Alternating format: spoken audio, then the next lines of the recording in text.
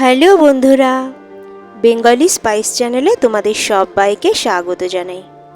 আজকে আমি তৈরি করেছি জিরো অয়েলের আরেকটি রেসিপি।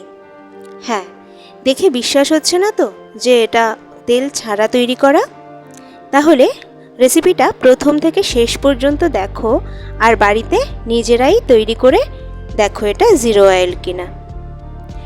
এর জন্য আমি নিয়েছি চিকেন 250 গ্রাম, চর্বিওয়ালা চিকেন নিয়েছি। এর ভেতরে দিয়ে দিয়েছি এক টুকরো দারুচিনি আর তেজপাতা, দিয়ে দিচ্ছি 1 চা চামচ গোলমরিচ গুঁড়ো, প্রয়োজন মতো নুন,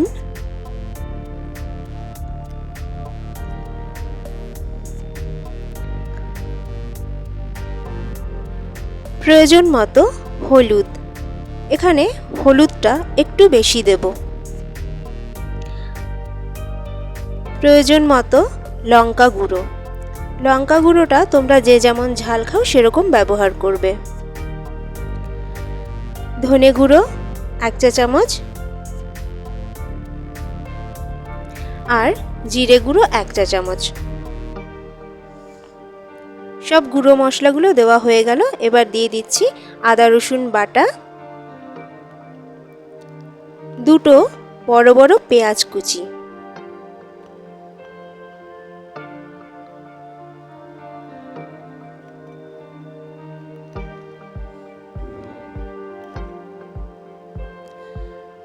আর এবার দিয়ে দেব অনেকটা পরিমাণে টক দই।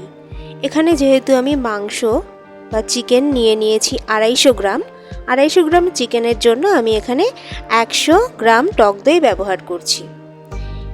তোমরা নিশ্চয়ই দেখতে পেয়েছো আমি সমস্ত রকম মশলা কিন্তু এই চিকেন ম্যারিনেশনে দিয়েছি, শুধুমাত্র তেল বাদ দিয়ে, কারণ এই রান্নাটাই হবে তেল ছাড়া। তো ভালোভাবে ম্যারিনেট করে আমি আধা ঘন্টা মাংসটাকে ফ্রিজে রেখে দেব।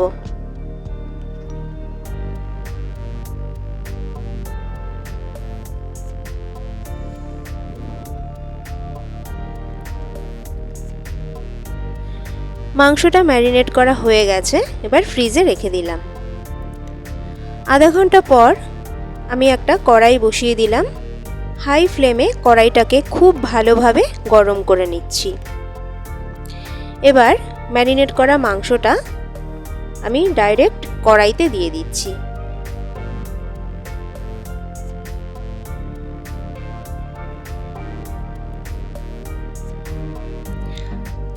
এই চিকেনটাতে যেহেতু তেল ব্যবহার করা হচ্ছে না, তো যতক্ষণ না পর্যন্ত জল দেব ততক্ষণ কিন্তু একটু ঘন ঘন নাড়াচাড়া করতে হবে, না হলে নিচের দিকটা লেগে যেতে পারে। এবার গ্যাসের ফ্লেমটা মিডিয়াম করে দেব। একটু পর থেকেই দেখবে চিকেন থেকে জল ছাড়া শুরু করেছে।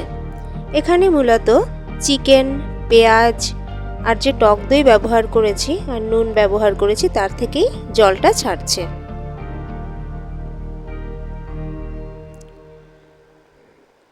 যতক্ষণ না চিকেন থেকে পুরো জলটা বের হবে ততক্ষণ কিন্তু আমরা চাপা না দিয়েই এভাবেই খোলা রান্না করতে থাকবো।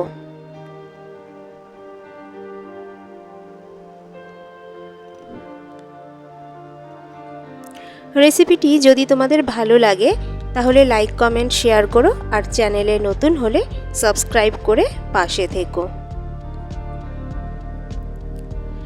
এখনকার দিনে কিন্তু আমরা অনেকেই স্বাস্থ্য সচেতন হয়ে গেছি।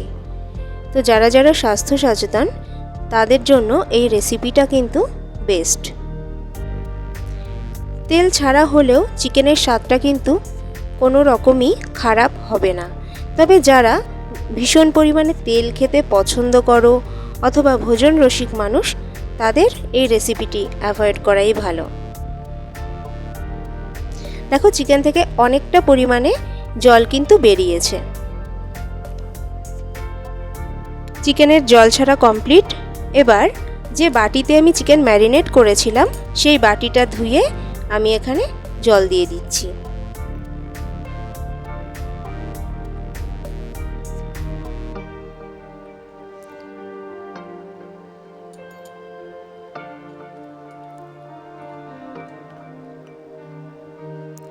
ভালো করে নাড়াচাড়া করে নিলাম। এবারে আমি জলটাকে ফুটিয়ে নেব।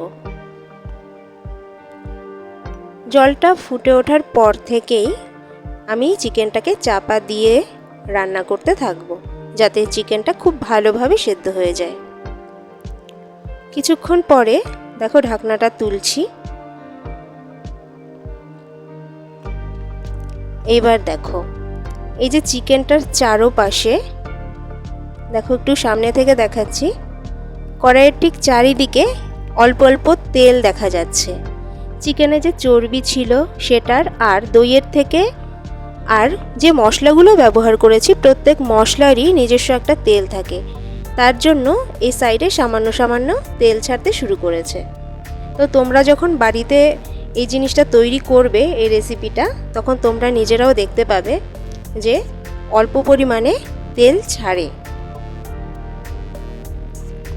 তো এটার জন্যই জিরো অয়েল হলেও চিকেনটা খেতে একদম বিস্বাদ হয় না, ভালোই লাগে।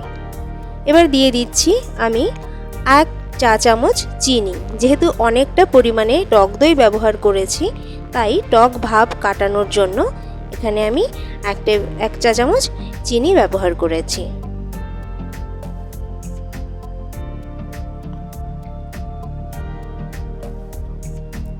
আবার চাপা দিয়ে দেব।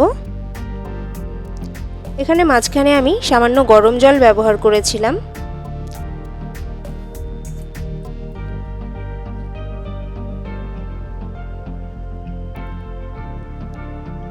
দ্বিতীয়বার যখন চাপা দিয়েছি তখন একটা আলু অ্যাড করেছিলাম, যেটা তুলতে ভুলে গেছিলাম, ক্যামেরা তখন অফ ছিল। তো আলুটা অ্যাড করেছিলাম।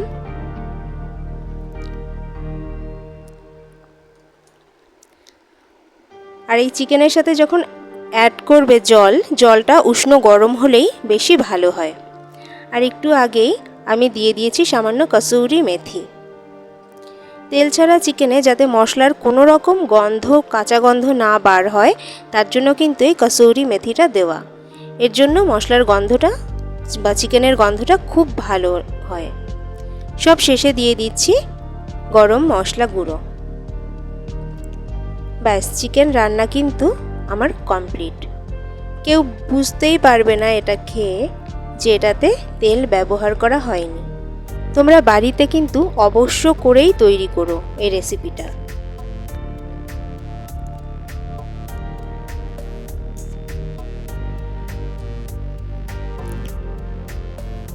দেখো সার্ভ করে দিয়েছি। তোমরা তৈরি করে অবশ্যই জানিও কেমন হয়েছে।